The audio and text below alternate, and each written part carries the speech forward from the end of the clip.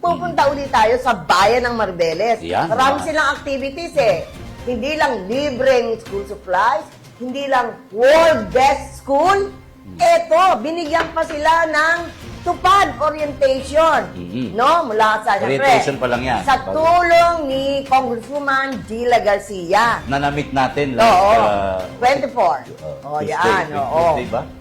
Tuesday. No?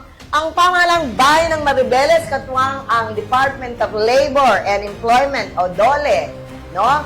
At sa tulong na ni Congresswoman Gila Garcia, ay nagsagawa ng orientation sa may 385 na mga benepisaryo ng tulong pangkabuhayan sa ating mga disadvantaged displaced workers or TUPAD na ginanap sa Barangay Alyon, Covered Court sa Maribeles.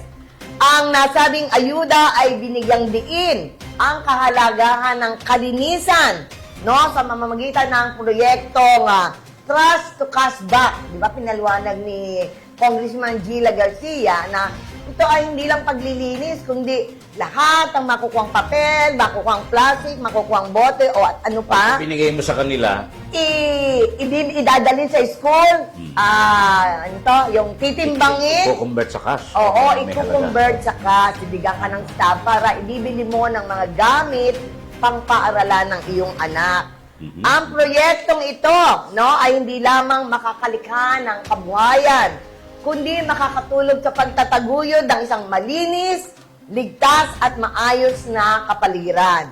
Nakasama sa nasabing pamamahagi sina Congresswoman Gila Garcia, Vice Mayor-elect Jessie Concepcion, Dolly Focal Person Maria Eloisa Mercado, no, o Murador.